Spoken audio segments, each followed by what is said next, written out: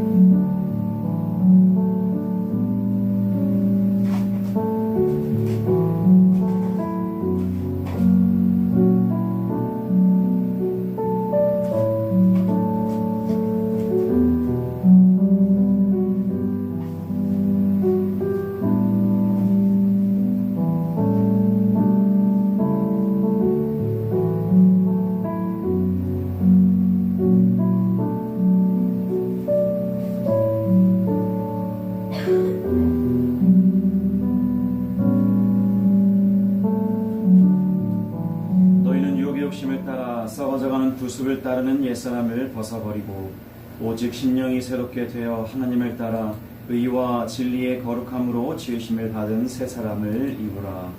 그런즉 누구든지 그리스도 안에 있으면 새로운 피조물이라. 이전 것은 지나갔으니 보라 새 것이 되었도다. 아멘. 인사하겠습니다. 주님의 이름으로 사랑합니다. 주님의 이름으로 사랑합니다. 한국은 여기에 있고 미국은 지도상 이쪽에 있는 것 같아요. 뉴질랜드는 또 여기에 있고 각 나라는 눈에 보여요. 지도로 보이고 또 우리가 실제로 갈 수도 있고. 그런데 하나님의 나라는 어떠할까? 성경에는 분명히 하나님의 나라가 있다라고 말씀하고 있고요. 그리고 하나님의 나라는 반드시 드러난다라고 말씀하고 있을 뿐만 아니라 하나님의 나라가 이미 임했고 하나님의 나라는 이미 성장하고 있다라고도 말씀하고 있죠. 그런데 우리는 눈에 보이는 나라에 익숙해져 있고 또 갈 수 있는 나라에 이렇게 보이는 것으로서의 나라에 대한 개념이 있기 때문에 자칫 성경에서 말하는 하나님의 나라는 이렇게 안 보이니까 혹은 없는 것으로 여길 수도 있는 그런 세대에 그런 시대에 그런 현재를 우리가 살고 있는 것이 사실입니다. 우리는 복음의 기초를 다루면서 이제 교회 이야기를 3주차 하고 있는데요. 교회는 참으로 특별한 존재인 것을 함께 나눴습니다. 왜 그러냐면 이 땅에서 만들어진 이 땅으로 비롯된 것이 아니기 때문에 그렇습니다. 왜 그러냐? 왜 특별하고 왜 참으로 특별한 존재냐 할 때 하나님이 그리스도 안에서 전혀 없었던 새로운 것을 창조하신 것이다. 성경은 그것을 새로운 피조물이라고 말하고 있잖아요. 교회는 하나이고 또 새로운 인류이면서 또 한 가족이라고도 말합니다. 한 몸 많은 지체로 우리 함께 나눴지 않습니까? 그래서 각 성도가 자신이 받은 귀한 은사 하나 이상의 그 은사를 가지고 섬기면 그리스도의 충만으로 다 함께 누릴 수 있는 그 교회, 그렇기 때문에 참으로 특별한 존재이죠. 또 하나는 그렇게 특별한 존재 그 자체만으로도 너무 특별한데 그 자체로 존재로 하나님이 이 땅에 구원을 베푸셨다는 증거이기도 한 겁니다. 그 하나님이 그의 아들 예수 그리스도를 이 땅에 보내셨을 뿐만 아니라 화목제물 되게 하시고 예수 그리스도의 십자가 사역을 통해서 구원을 이루셨지 않습니까? 사탄이 결박당하고 죄와 사망이라고 하는 무기가 무장해제되었고 그렇게 하나님은 우리를 구원하셔서 하나님의 나라의 백성으로 삼아주셨죠. 그 하나님의 백성이 우리 곧 교회라는 사실. 그렇기 때문에 교회는 이미 임한 하나님의 나라를 드러내고 증거하는 거죠. 오늘은 그 얘기를 좀 하려고 합니다. 그러면은 어떻게 하나님의 나라를 드러내는가 교회가, 또 초대교회의 모습, 하나님이 세우신 예수 그리스도 주님께서 세우신 그 교회가 어떤 모습이었는가를 우리가 함께 나눔을 통해서 어떻게 하나님의 나라가 드러나는가를 함께 나눠보면 좋겠습니다. 오늘 본문 사도행전 2장에 있는 말씀인데요. 2장의 배경, 사도행전의 배경은 이렇잖아요. 우리가 잘 알고 있듯이 예수님께서 부활하시고 승천하시면서 말씀하신 것이 있습니다. 너희가 성령님이 강림하실 텐데 기다려라. 그래서 저녁 기도하면서 기다렸죠. 성령님께서는 약속하신 대로 이 땅에 임재 또 강림하셨습니다. 그때의 사건이 기록되기를, 구약에서도 비슷한 일이 있지 않습니까? 하나님께서 사람들 가운데 임재하실 때는 반드시 동반되는 몇 가지가 있었는데, 예를 들면 뭐 지진이 일어난다든지 구름이 있다든지 안개가 자욱한다든지 천둥 번개가 친다든지 이렇게 하나님의 임재를 상징하는, 또 실제적으로 일어났던 것들이 여럿 있었는데 성령님의 강림 또한 그러한 현상들이 일어났다는 것이죠. 바꿔 말하면 하나님께서 하나님의 영으로 이 땅에 임하셨다는 거예요. 그 대표적인 예가 급하고 강한 바람 같은 소리가 있었고, 또 불의 혀같이 갈라지는 것이 보이기도 하고, 그래서 소리와 불, 분명 하나님의 강림 맞습니다. 그런데 이렇게 그런 현상들을 얘기하면서 어디에 실제적으로 사도행전 2장은 집중하고 있냐면 바로 이거예요. 온 집안에 그렇게 임재한 하나님의 영, 하나님이, 영으로 임하신 하나님이 어떻게 온 집안에 가득했다. 그리고 각 사람 위에 하나씩 임했다라고 하면서 온 집안과 각 사람을 특별히 강조하고 있어요. 그러면서 이렇게 이어집니다. 본문 2장은 온 집안 모든 사람이 다 성령의 충만을 받았다. 이렇게. 그러면서 나타나는 현상이 이제 different language로 하는 거예요. 막 우리가 흔히 오늘날 얘기하는 뭐 전혀 알아듣지 못하는 그런 것이라기보다 이때 초대교회에 일어났던 방언은 우리가 영어를 전혀 몰랐는데 영어를 망발한다든지 이런 상황인 겁니다. 그랬더니 낯을 먹었냐고 그러잖아요. 베드로가 일어나서 담대히 설교합니다. 이게 사도행전 1장 8절이 곧 이어지는 성취되는 내용이에요. 너희가 권능을 받고 예루살렘 온 유대와 사마리아 땅까지 이르러 너희 내 증인이 되리라 하셨잖아요. 권능을 받아서 베드로가 그렇게 합니다. 베드로가 어떠한 사람이었습니까? 예수님이 십자가 못 박혀서 도망갔던 사람이에요. 그렇죠? 여인들이 부활한 예수님을 증거했지만 아니라고 했던 사람이에요. 그런데 그가 부활한 예수님을 목격하고 또 요한복음에 있는 그 마지막 장에 있는 양을 치라는 예수님을, 부활하신 예수님을 만나고 난 이후에 성령 강림으로 말미암아 나타난 현상이, 즉 사도행전 1장 8절에 있는 말씀이 그대로 담대하게 복음을 선포하는 거예요. 그렇지 않았던 게 그 내용이 뭡니까? 낯을 먹은 게 아니라 성령의 충만함을 받은 거다. 그것은 이미 요엘 선지자를 통해서 말씀하신 거다 하면서 성령 강림에 대한 현상에 대한 이야기를 했고, 그리고 복음으로 직접 들어가. 그게 뭐냐? 예수 그리스도, 너희가 못 박은 예수 그리스도. 거기에 머물지 않고 그 예수 그리스도가 부활하셨다라고 그리스도의 십자가 사역을 말합니다. 그리고 이어지는 본문이 바로 41절부터인데요. 한번 같이 읽어보면 좋겠어요. 시작. 그 말을 받은 사람들은 세례를 받음에 이날의 신도의 수가 3천이나 더하더라. 그들이 사도의 가르침을 받아 서로 교제하고 떡을 떼며 오로지 기도하기를 힘씁니다.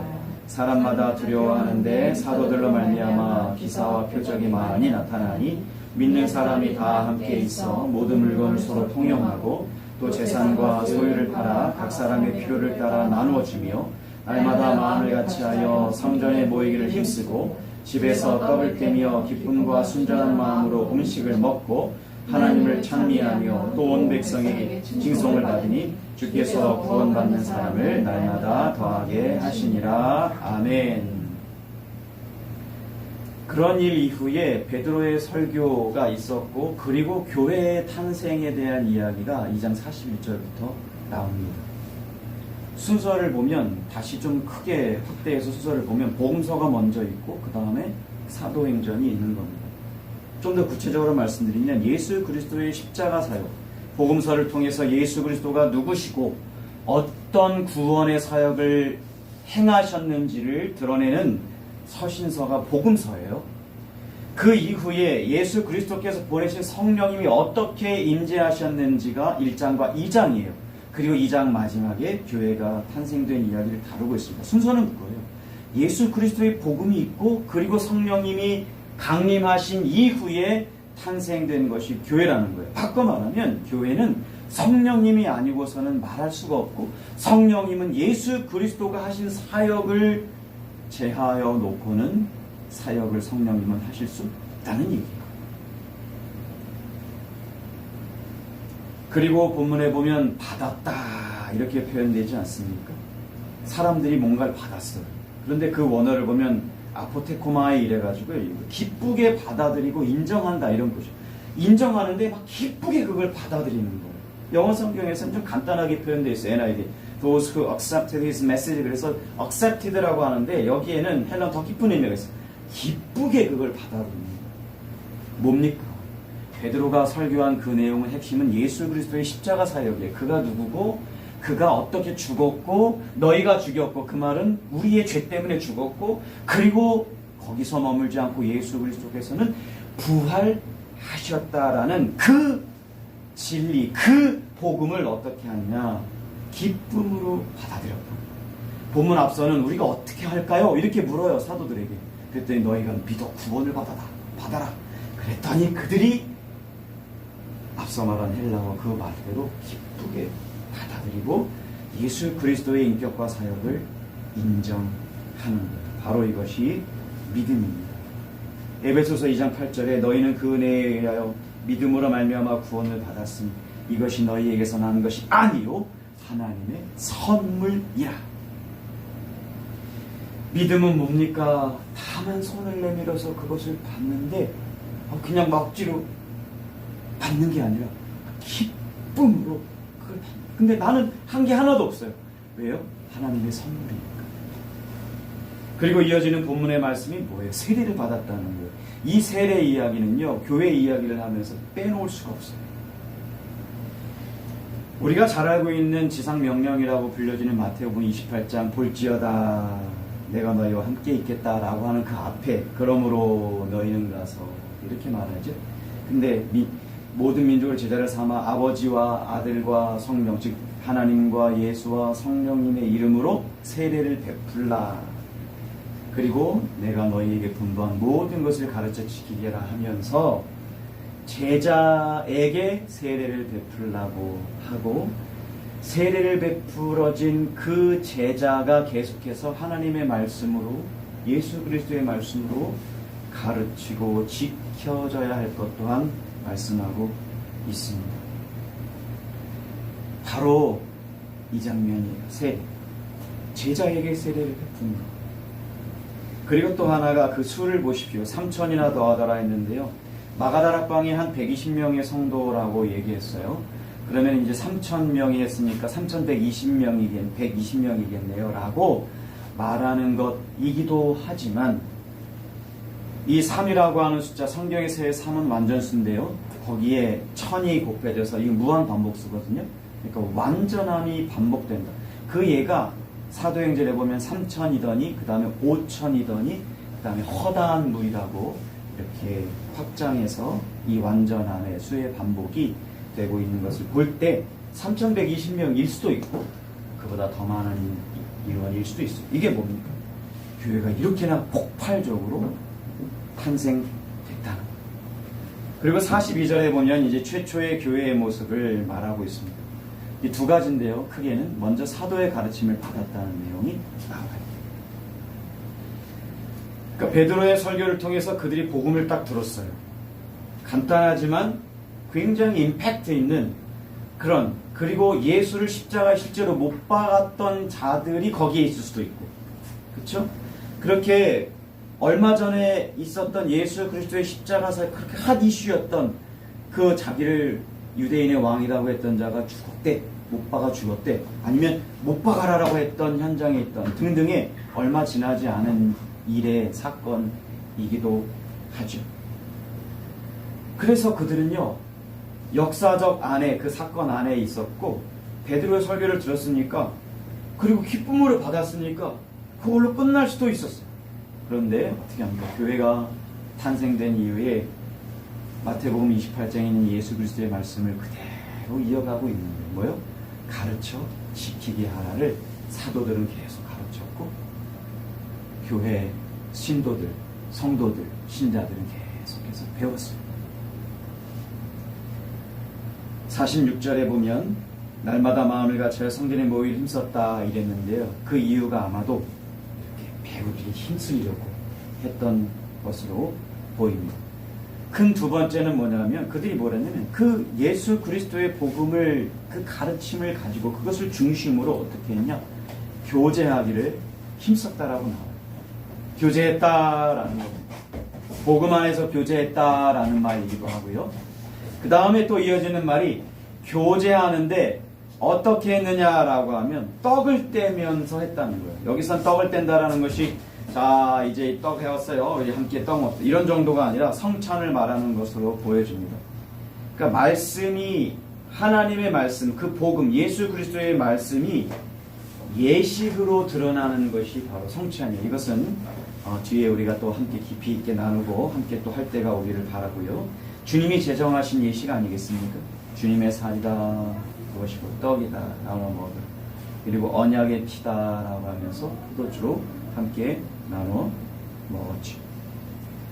그리고 또 오로지 기도하기를 힘썼다라고 되어 있습니다. 이 기도는 사도행전 6장에도 직분자를 세울 때도 이어집니다. 기도는 신자의 특권이죠. 창조자요 주님이신 하나님을 우리 아버지로 믿는 자들의 특권이 바로 기도입니다. 하나님을 한 아버지로 모셨죠. 또 동일한 시민이죠. 이것은 뭡니까? 하나님을 아버지로 뒀는데 나도, 당신도, 우리 성도 모두, 한 교회 안에 속한 모두가 다 하나님을 아버지로 불러요. 그리고 하나님을 아버지로 모셔요. 그리고 아버지의 그 은혜를 누려요. 그러니까 동일한 시민의 권리, 특권을 가진 자들이 하는 공통적인 은혜의 방편이 바로 기도라는 거죠. 그리고 맨 마지막 단어가 하나 있는데 그게 뭐냐면 힘썼다는 겁니다. 그러니까 사도의 가르침을 받아서 뭐에 힘썼냐? 교제하기에 힘썼는데 성찬하기를 힘썼고 또 기도하기도 힘썼다는 거예요. 이렇게 탄생된 영광스럽고 놀라운 교회는요, 두 가지입니다. 복음을 배웠고 또 교제했어요. 네 가지입니다. 복음을 배웠고 교제했고요, 성찬했고요, 기도했어요. 초대교회의 특징은요, 또 하나의 모습이 44, 46절에 각각 나오는데 그게 뭐냐면 한번 읽어드릴게요. 믿는 사람이 다 함께 있었다. 46절 앞뒤에 보면 날마다 마음을 같이 했다. 모이기를 힘썼다. 그리고 집에서 떡을 떼고 기쁨과 순전한 마음으로 음식을 먹었다. 초대교회의 특징은요, 자주 모이는 거였어요. 그래서 표현을 아예 이렇게 했습니다. 아예 다 함께 있었다라고 합니다. 그러니까 신자들이 매일매일 모였다는 것이죠. 또 집에서는 이라고 할 때 이것은 소그룹으로 모인 형태를 보여요. 떡을 떼며 음식을 나눴다, 기쁨으로 순전한 마음을 했다라는 얘기는 바로 바로 함께 기쁨으로 즐거움으로 복음 안에서 함께 식사했다는 이야기입니다. 이게 뭡니까? 한 가족으로 함께하고 싶어서 한 몸임을 확인하고 그러한 삶을 살았던 것이죠. 또 하나의 초대교회의 특징은 뭐냐면 경제적인 면에서도 큰 특징이 나타나는데요. 본문의 44절에 보면 물건을 서로 통용했다라고 나오고 45절에 보면 재산과 소유를 팔아 각 사람의 필요를 따라 나눠줬다라고 또 합니다. 우리 한번 이런 본문을 한번 같이 읽어보면 좋겠어요. 사도행전 4장인데요. 32절부터 35절까지의 내용을 같이 읽어봅니다. 시작. 믿는 무리가 한 마음과 한 뜻이 되어 모든 물건을 서로 통용하고 자기 재물을 조금이라도 자기 것이 하는 이가 하나도 없더라. 사도들이 큰 권능으로 주 예수의 부활을 증언하니 무리가 큰 은혜를 받아 그 중에 가난한 사람이 없으니 이는 밭과 집 있는 자는 팔아 그 판 것의 값을 가져다가 사도들의 발 앞에 두매 그들이 각 사람의 필요를 따라 나누어 줌이라. 여기 공통적인 것은 물건을 통용했다는 것이고 또 34, 35절에 보면 소유를 팔아 나눠줬다는 얘기도 있습니다. 그런데 오늘 그 사도행전 4장에 보면 결과가 있어요. 32절 뒷부분과 34절 앞부분인데요. 뒷부분은 이래요. 자기 재물을 자기 것이라고 하는 이가 하나도 없었대요. 또 하나 34절 앞에 보면 가난한 사람이 하나도 없었대요. 자기 것이라고 하는 자가 없었고 가난이 없었대요. 이게 초대교회에 나타났던 경제적인 면까지도 나타났던 초대교회의 특징이었고요. 하나님께 영광이 되고 믿는 자의 수를 날마다 하나님께서 더해 주셨다는 내용으로 오늘 본문 2장의 47절에 나타내주고 있습니다. 오늘 이런 이야기를 함께 살폈고요. 우리 한번 적용해 보면 좋을 것 같아요. 첫 번째는요. 그간 계속해서 함께 나눴지만 교회가 얼마나 영광스럽고 놀라운지를 함께 다시 한번 상기했으면 좋겠고 기억했으면 좋겠고 우리 마음에 성령님을 통해 다시 담았으면 좋겠어요. 교회가 이렇게 탄생된 겁니다. 예수 그리스도의 십자가 사역인 복음의 결과로 성령님의 강림으로 그리고 교회가 탄생된 것입니다. 복음이신 그리스도 또 그리스도의 복음 그것을 전해서 그 전한 복음을 기쁨으로 듣고 기쁨으로 받고 인정하는 그 믿음으로 그리고 믿는 자에게 세례를 베풀어서 탄생된 것이 바로 교회입니다. 한번 그 과정을 다시 한번 생각해 볼 때 성령님의 강림은 어땠습니까? 급하고 강한 바람이 있고 불의와 같이 갈라지는 것이 있고 모든 모인 그 집안에 가득했고 각 사람이 임했다. 그리고 다 성령 충만을 받았다. 그리고 다른 언어를 말했다라고 했어요. 분명히 일어난 역사적인 사건이에요. 근데 여러분 생각해 보십시오. 현대에 그런 일이 일어났다는 거예요. 어디 하나가 한 군데에 모여 있어요. 그런데 주변에 있는 사람들이 그걸 또 본 거예요. 근데 그 사람들이 각각 고백하는 거예요. 막 불의와 같이 막 갈라지는 게 보이고 막 급하고 강한 바람 같은 소리가 막 들렸다는 거예요. 그리고 막 생전 그런 말을 했지 않았던 사람들이 갑자기 다른 디퍼런트 랭귀지로 막 하는 거예요. 제가 영어 잘 모르는데 막 영어를 막 하고 불어를 막 하고 막 하는 거예요. 근데 불어할 줄 아는 사람이 옆에 있었는데 알아듣는 거예요. 이런 일이 실제 일어났다면요. 요즘에는 얼마나 AI도 있고 뭐 번역기도 그래가지고요. 이제 제가 볼 때는 한 5년에서 10년이면요.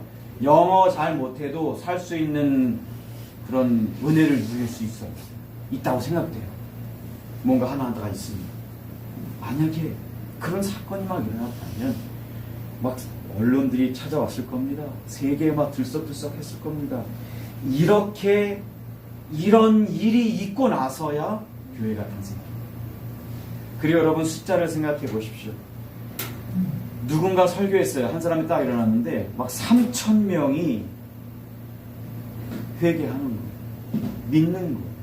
그리고 세례가 막 여러분 3,000명에게 세례를 베풀었다고 한번 상상해 보세요. 어딜 갔는데 제가 부산에 갈 일이 있었는데 어느 회무 때문에 근데 저만 아팠어요. 너무 코로나인가 막 의심스럽고 그래가지고 검사도 받아야 되고 그래가지고 하루 일찍 올라왔어요. 그런데 올라오는 길에 부산에 돼지국밥이 유명하다는 거예요. 그래서 그거 아프지만 그거 먹고 싶어가지고 그러고 와야 되잖아요. 다른 분들은 먹으러 가니까. 저는 일찍 오니까. 근데 간데 세상에 줄이 쭉 서 있는 거예요. 정말 오래간만에 줄 섰어요. 근데 시간은 다가오는데 줄 서 있으니까 막 마음이 조급해지더라고요. 막 급히 먹기도 하고. 여러분 근데 생각해 보세요. 3,000명이 세례를 받고. 그때 사도의 수가 꽤 있었죠. 그렇지만 몇 명 대비 3,000명은 상상할 수 없는 숫자죠. 이런 일이 있고 나서 교회가 탄생됩니다. 한 명의 설교자가 수천 명을 회심케 하는 놀라운 일이 오늘날 일어났다면 역시 급하고 강한 바람, 불의와 같은 그런 사건 때문에 있었던 또 different language를 말하는 그런 사건과 같이 엄청난 언론의 보도가 있었을 겁니다. 이런 눈에 보이는 것만으로도 대단한 사건 이후에 사건과 함께 탄생된 것이 교회예요. 교회가 얼마나 놀랍고 영광스러운지. 그런데 그것만이 아니죠. 보이지 않는 게 있어요. 그게 뭐냐면 짧게는요, 예수 그리스도께서 살아계시는 동안 마태복음 16장에 보면 베드로가 고백하는 그때 내가 내 고백 그 위에 나의 교회를 세우겠다라고 말씀하셨죠. 시몬 베드로 대답하여 이르되 주는 그리스도시요 살아계신 하나님의 아들이시니라. 예수께서 대답하여 이르시되 바요나 시몬아 내가 복이 있도다. 또 내가 내게 이르노니 너는 베드로라. 내가 이 반석 위에 내 교회를 세우리니 음부의 권세가 이기지 못하리라. 주님이 세우시겠다고 하신 그 교회가 실제 탄생입니다. 예수 그리스도가 어떠한 분이십니까? 부활하시고 승천하시고 성령님을 보내신 즉 만물을 다스리시는 그리고 교회의 머리 되신 그 주님이 세우시겠다고 하는 교회가 보이는 현상으로서 그러한 어마어마한 사건이 동반된 이후에 탄생된 그리고 사건 가운데 탄생된 교회, 그 교회를 예수님이 세우시겠다고 합니다. 그런데 창세기 1, 2장으로 다시 거슬러 올라가면 이거는 상상할 수 없는 오래전의 이야기 아닙니까? 그 오래전의 이야기에 하나님의 나라가 있었죠. 사람이 범죄함으로 그 하나님의 나라에서 추방되었고 그럼에도 불구하고 삼위 하나님은 놀라운 구원의 역사를 계속해서 이루어 가시었습니다. 드디어 예수 그리스도로 성취하시고 하나님의 나라 백성 되게 하시고 하나님의 나라의 복을 누릴 수 있도록 해주셨죠. 바로 예수 그리스도의 십자가 사역으로 비로소 회복된 나라가 하나님의 나라이고 그 하나님의 나라를 드러내는 교회가 탄생됩니다. 여러분 성경의 전체 역사의 결과가 교회예요. 그리고 그런 역사적 사건이 있었던 것입니다. 더불어 지난주에 또 지지난주의 설교 내용이 바로 교회가 얼마나 영광스러운지를 우리에게 말해주지 않습니까? 아니 이 땅에 사람은 다 반목하고 경쟁하고 싸우고 막 치고받고 하는 사람들 뿐인데 이게 웬일입니까? 예수 그리스도의 십자가 사역을 믿음으로 말미암아 교회를 탄생시켜 주셨는데 그것이 한 세 사람이다, 한 몸이다, 동일한 심이다, 하나님의 권속이다라고 말씀해 주시지 않으셨습니까? 그리고 예수님이 머리 되신다 하시면서 예수 그리스도의 모든 것들을 그 풍요를 우리에게 충만히 부어주신다라고 하셨고 게다가 지난주일 우리가 다 각자잖아요. 그런데 우리를 하나라고 말해주면서 그 비유를 한 몸 많은 지체라고도 말하면서 각자에게 주어진 그 하나님의 은혜대로 부어진 그 은사 그 하나 이상을 가지고 섬기면 교회가 온전해진다라고도 말해 주셨습니다. 얼마나 교회가 영광스럽고 풍요로운지 충만한지 놀라운지 게다가 초대교회의 모습이 어떠한지를 보면 역시 교회가 얼마나 영광스러운지를 또 볼 수가 있습니다. 사도의 가르침을 받았어요. 이렇게 말할 수 있죠. 아 그때는 사도들이 있었으니까 당연하죠. 사도들 얼마나 권위가 있습니까? 예수님의 말씀을 직접 예수님과 함께 직접 있었던 그런 제자들이에요. 지금 사도들은 없어요. 지금 사도가 있다라고 하면 이상한 거예요. 잘못된 거예요. 뭐 신사도 운동 등등 있는데 잘못된 거죠. 사도들 직분은요 그때 끝났어요. 그런데 그러니까 당연히 직접 말씀을 들었던 사도들이 있으니까 얼마나 권위가 있어. 그러니까 사도들의 가르침을 받았겠지라고 말할 수가 있지만요. 사도를 세우신 이유가 있어요. 그것은 뭐냐면 복음을 전하. 그리고 사도를 세우신 이유가 있어요. 그 복음을 전하라고 하실 때 성령님의 감동으로 성경을 기록하게끔 하기 위해서. 그죠? 분명히죠. 성경은 기록이 다 끝났어요. 사도의 직분은 끝났어요. 그러니까 그때 이야기지라고 말할 수가 있죠. 그런데요, 성경이 우리 속에 있어요. 지금은 어떻습니까? 교회에 성경 안에 있는 그 직분 이야기를 계속 추적하다 보면 사도의 직분은 끝났지만 이어지는 직분 이야기가 이어지는 사도행전 6장에 집사가 나오고 에베소서에 보면은 장로들이 또한 나와요. 무엇입니까? 목사와 장로를 교회에 주셨어요. 그래서 그 목사와 장로는 말씀으로 교회를 다스리고 말씀을 가르치는 직분이에요. 그때 이야기만이 아니라 지금도 이어진다는 겁니다. 사도적 가르침을 지금도 받는다는 겁니다. 또 하나 얼마나 영광스럽습니까? 복음을 한 번 들어서 믿었다고 끝이라 여기지 않았다는 말. 이 말은 바꿔 말하면 복음을 또 듣고 또 들었다는 얘기예요. 이 말은 바꿔 말하면 또 이겁니다. 복음은 또 들을 필요가 있다는 말이에요. 왜 그렇습니까? 부정적으로는요, 이 땅에서의 삶이 복음을 또 듣지 않으면 안 된다는 거예요. 만만치 않다는 거예요. 사탄이 제압을 당했지만 여전히 활동 중이에요. 요한계시록에 의하면 분명히 활동한다는 거예요. 마지막 때 예수님이 재림할 때야 비로소 완전히 사탄이 무적행으로 내려가는 거죠. 또 하나 복음은 들을 필요가 있는 겁니다. 왜? 우리가 연약해. 잊어버리거든. 그쵸? 지난주 들은 얘기를 얘기해봐라 그러면 또 한 몸 헷갈리는 거예요. 그쵸? 우리가 잊어버려요. 그러면 복음을 또 들을 필요가 있는 거예요. 왜요? 복음을 잊어버리고 또 이 땅에서의 삶이 만만치 않고 사탄의 유혹이 여전히 있으니까 어떻게 합니까? 우리가 복음에서 떠날 수도 있다는 거예요. 이것은 구원받은 자가 구원에서 떠날 수 있다는 얘기가 아니라 복음에 합당한 삶을 잘 못 살게 될 수도 있다는 거예요. 이 땅의 환경. 그들은요, 초대교회 성도들은요, 그래서 복음을 필요로 했어요. 부정적으로는 그렇습니다. 그런데 긍정적으로는 복음을 중심으로, 복음이 아니면 안 된다는 신앙의 고백이죠. 교회는요, 복음을 가장 귀한 것으로 여겼어요. 아니, 자기 생각과 경험으로 살아가잖아요, 사람은. 그것을 가장 귀하게 여겨요. 결국은요, 막 얘기를 하는데요, 자기가 알고 있는 바를 얘기하고 내가 알고 있는 바를 막 얘기하다 결국 부딪혀가지고요, 합의점을 찾지 못하는 경우가 너무 많아요. 정치도 그렇고 경제도 그렇고요. 어쩜 정치가도 하나같이 다 동일한 이야기를 하지 않고 조금씩 다르고, 경제에 있어서도 실제로 코로나를 대할 때도 그렇죠. 박사들마다 다르죠. 다 삶의 기준이 있고요. 다 자기가 생각하는 바가 있고, 자기가 생각하는 말을 말하려고 하고.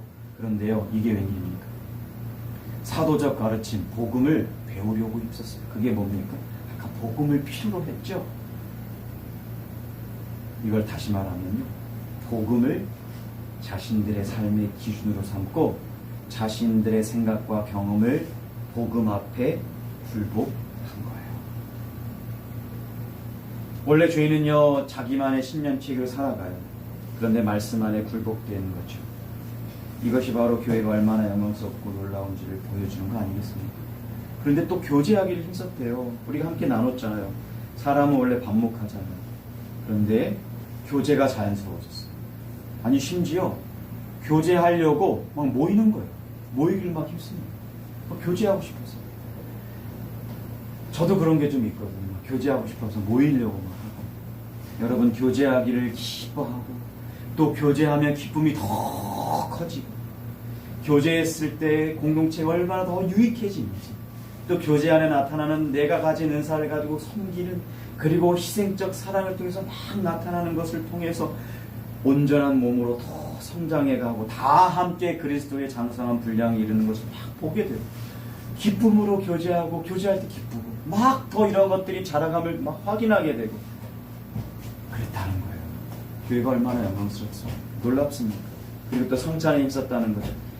예수 그리스도를 양식으로 삼아서 그분의 십자가 사역을 기념하고 그 은혜를 누리는 것을 말씀을 먹는 것과 마찬가지로 대단히 중요했던 것. 바로 그것이 성찬에 힘썼죠.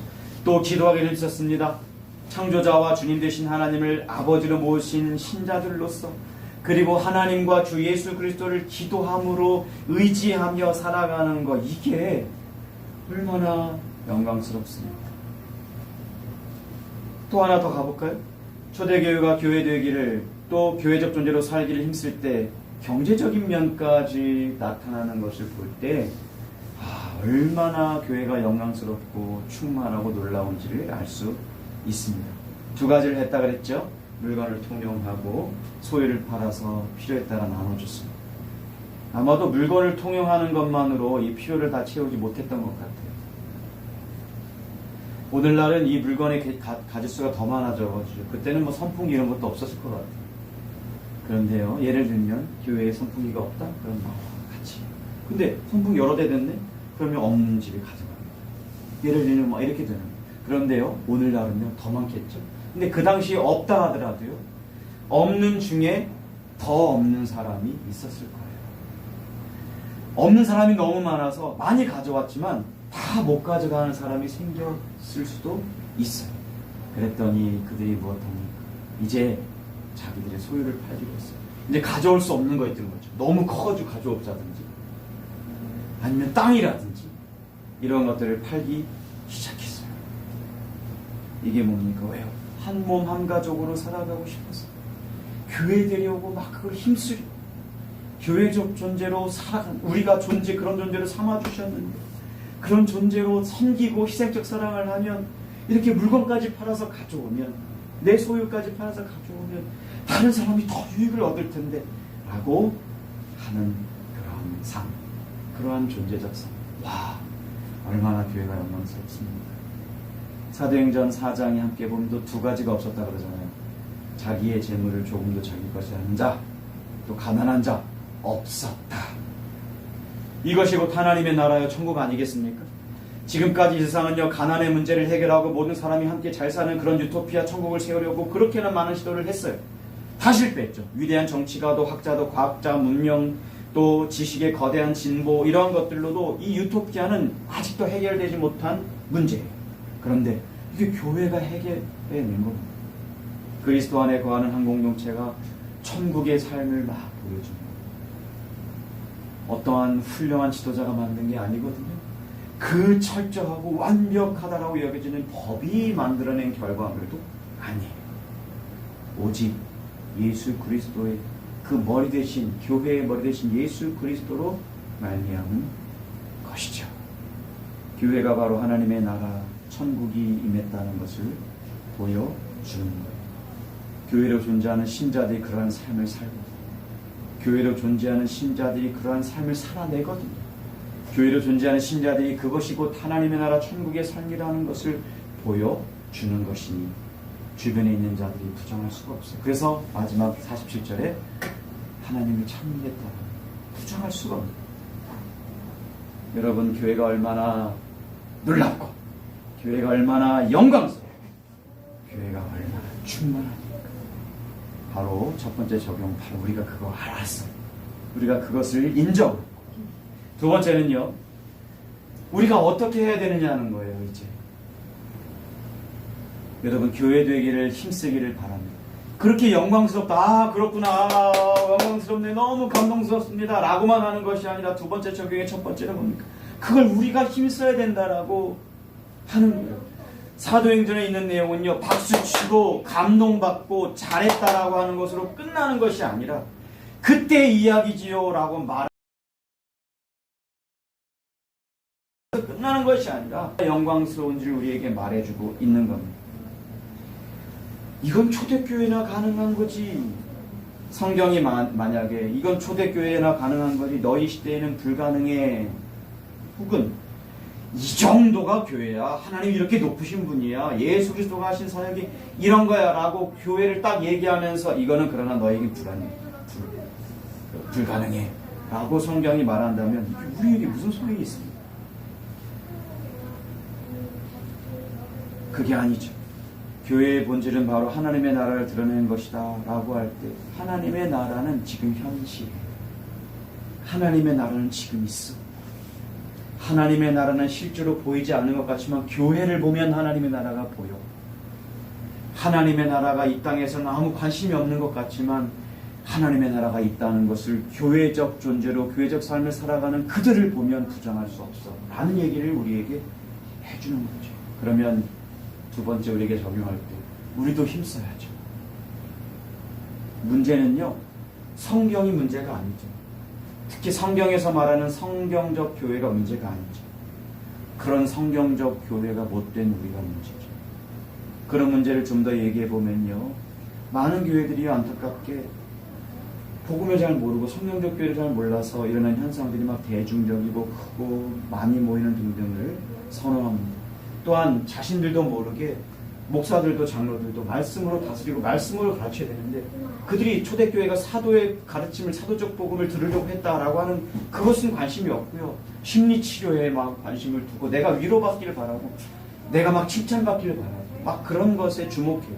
복음을 중심으로 해야 되는데 막 교제가 복음을 더 뛰어넘는 더 우선순위가 되고 교제가 취미와 오락 중심으로 빠지고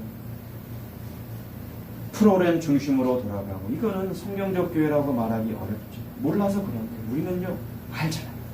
성경적 교회가 뭔지 세속적인 것이 무엇인지 우리는 분별할 수 있잖아요.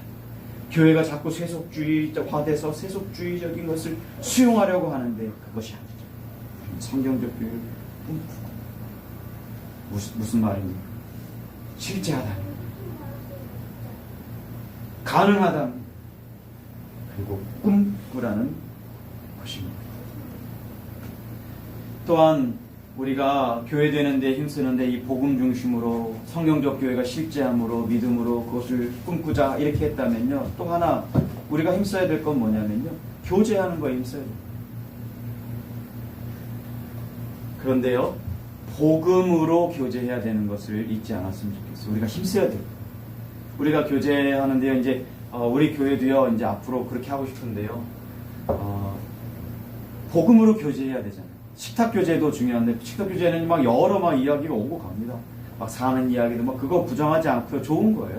사는 이야기도 하고 그다음에 뭐 김 좋아하냐 이런 얘기도 하고 이거 맛있다 이야기도 하고 이건 또 미국 이야기도 하고 뉴질랜드 이야기도 하고 우리의 삶의 얘기도 건강 이야기도 하는데 그것과 더불어 이런 것도 함께 하고 싶어요. 우리 서울행복한교회 오늘 들은 말씀을 자기의 말로 한번 바꿔서 말해보는 시간 짧지만 한 1분씩이라도 자기 얘기를 해보는 오늘 어떤 일 오늘 설교 목사님이 말해 힘들었어요 이런 얘기가 아니라 힘들 수도 있죠. 제 컨디션에 따라서 또 혹은 제가 잘 못 전하는 것 등등으로 뭐 취향이 안 맞아서 그럴 수도 있고 성격이 안 맞아서 그럴 수 있는데 복음의 내용 오늘 내용을 한번 말해보는 거예요.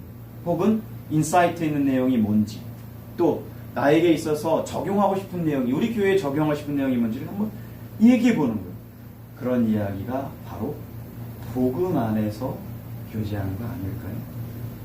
여러분 살면서 교회 안에서나 많은 공동체 안에서 이 복음 안에서 교제하지 않으면 일어나는 현상들이 많이 있어요. 그것은 곧 깨지는 겁니다. 담임 목사들로 구성된 지역 모임을 저도 하고 있어요. 한 8명이 모이는데요. 다 달라요. 목사님들이. 근데 가만 보면요. 복음 안에서 해결하지 않으면요. 벌써 깨졌습니다. 어떤 분은 이거 좋아하고 어떤 분은 저거 좋아하고 어떤 분은 이거 신경 안 써요. 근데 어떤 분은 이거 굉장히 신경 써요. 저 같은 경우도 뭐 저를 제가 힘든 거죠. 사실 제가 힘들어. 어떤 분 때문에. 근데 그때마다 생각하는 거예요. 복음 안에서 이거를 막 해결하려고 하는 거예요. 복음이 아니면 이건 벌써 깨졌죠. 복음 안에서 막 해결하려고. 또한 우리가 이런 얘기도 하고 저런 얘기도 하고 또 운동도 같이 하기도 하고 막 그러는데요. 성경을 연구하고 성경적 교회를 함께 꿈꾸는 것이 없다면 그게 무슨 소용이 있겠습니까? 세상에 모임 보면요, 저희 집 밑에 보면 주변에 술집들이 많아요. 어디 뭐 보니까 저기 보니까 운동 끝나고 나서 뭐였나 봐요. 막 운동 얘기를 막 하는데요. 우리가 이렇게 쭉 4층 건물인데 막 공명이 돼가지고요, 바로 옆에서 얘기하는 것처럼 잘 들려요. 근데 보면요, 막 깔깔대고 막 저런 얘기하는데 막 어떨 때 보면 막 서로 싸우기도 하고. 여러분, 복음이 아니고는요, 이런 정도의 대화에 그쵸. 뉴질랜드의 예를 들어면요, 미국도 비슷하지 않을까요? 아니면 좀 더하지 않을까요? 교회는 커뮤니티로 보지 않습니다. 교회에 와야 살 수, 정보를 얻을 수, 어떻게 돌아가는지 알 수가 있죠. 그래서 그것을 매체로 삼아서 교회에 오게 하는 건 잘하는 거예요. 괜찮은 거예요. 그러니까 교회 갈 확률이 외국에 나가면 더 많아요. 맞죠? 그런데 그 교회가 어떤 교회냐에 따라서, 즉 하나님의 나라를 드러내는 현시로 믿고 있느냐, 교회를 곧 복음의 결과로 믿고 있느냐, 그리고 그리스도 중심으로 말씀에 굴복하는 신자들이 있느냐, 그리고 자신의 경험만을 얘기하지 않고 복음 중심으로 교제하려고 애쓰고 힘쓰느냐에 따라서 그 매체를 통해서 내게 와서 커뮤니티를 가지고 온 그들에게 참된 복음을 전할 수가, 참된 교회가 될 수가 있는 거죠. 우리가 힘씁시다. 복음 안에서 교제해야 돼요. 또 하나 힘써야 되는 거는요, 뭐냐면 우리가 뭘 해야 됩니까? 라고 할 때 모이기를 힘쓰길 바래요. 어떤 유명한 목사님이 이제 코로나 때 하나님께서 포탄을 쐈대요. 이게 뭐냐면 비대면을 위한 그런 거예요. 비대면을 막 선호하는 거예요. 언택 이래가지고 이게 뭡니까? 근데 성경 히브리서 10장 25절에 보면요, 모이기를 패하는 어떤 사람들의 습관과 같이 하지 말고. 이게 이방 사람들이, 이방 종교를 섬기던 사람들이 했던 행위. 여러분, 우리는요, 모이기를 힘씁시다. 최고를 할 수 없다면 최선을 다해야. 코로나 중에 비대면도 우리는요, 최고를 할 수가 없었어요. 왜냐면 정부가 막기도 하고, 정부가 막아서가 아니라 우리가 참된 사랑을 실천하기 위해서 서로 조심하는 거죠. 코로나가 죽기도 하니까. 그때 우리가 했던 최선이 뭐예요? 바로 비대면이에요. 온라인 예배예요. 그런데 지금 코로나 이후에 온라인으로 한대요. 그렇게 선회한 교회들이 많대요. 여러분, 그때는 그것이 최선이었지만요, 지금은 모이는 것이 최선이죠. 공예배만이 아니라 오늘 본문처럼요, 소그룹으로도 모이면 좋겠어요. 미국이나 뉴질랜드는 그런 게 많지 않아요? 전화해가지고 언니 우리 집으로 와, 밥 먹자, 그런 거 많이 있지 않습니까? 그쵸? 그래서 막 또 손목 아프지만 집에서 막 요리하기도 하고 같이 먹고, 바로 우리가 모이는 데 힘써요. 집에서 떡을 떼며 온전하게 기쁜 순전한 마음으로 음식을 같이 했다. 세 번째 적용은요, 이게 하나님을 드러내는, 하나님의 나라를 드러내는 유일한 공동체가 바로 교회라고 하는 사실을 잊지 않았으면 좋겠어요. 계속 생각하면서 교회를 떠올리면 좋겠어요. 교회에 모이면 그걸 늘 떠올리면 좋겠어요. 교회 되기를 힘써서 하나님의 나라를 확장하려고 하는 것은 잘못된 시도예요.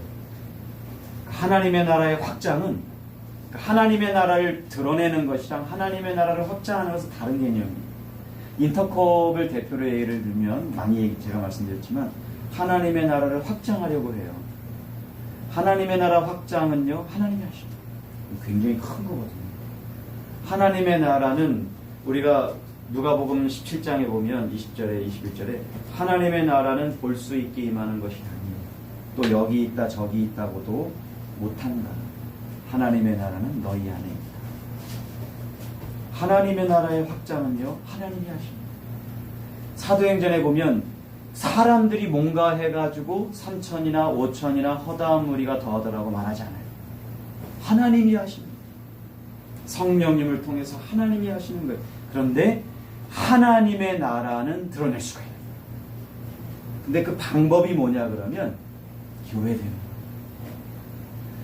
그래서 교회는 목적이지 수단이 아니에요. 지금 무슨 말이에요? 복음의 결과로서 교회를 세우신 거예요. 예수 그리스도께서 목적을 삼으신 것은 교회되는 거예요. 그러니 우리도 똑같은 목적을 삼아야 돼요. 교회되는. 그래서 오늘 본문에 보면 교회되는 것만 얘기했죠. 막 복음을 사도적 가르침을 받았고 사도적 가르침을 중심으로 말씀에 굴복한 이후에 교제했고 성찬했고 떡을 떼고 막 경제적인 면까지 통용하고 나누어주고 그죠? 그래서 두 가지가 없는 것까지 이게 다 교회 얘기예요. 그렇게 하면 하나님을 찬미하더라. 백성들이 두려워하더라. 두 가지가 없었던 초대교회처럼 우리도 그리하면 좋겠습니다. 하나님의 나라를 드러내는, 하나님의 나라를 확장하는 것은 하나님이 하시기를 기도하고 우리는 교회 되기를 힘쓰고 교회적 존재적 삶을 살려고 애를 씁니다. 마칩니다. 복음은 믿는 우리 모두를 주님의 몸된 교회 되게 하셔서 하나, 즉 한 몸 되게 하시고 각각에게 주신 지체들에게 주신 그 은사로 서로 섬김으로 사랑하여 하나님의 나라의 복을 누리게 하심으로 주님처럼 온전해짐으로 하나님의 나라를 드러내는 존재 되게 하신다는 소식, 즉 교회, 즉 우리입니다. 기도하겠습니다.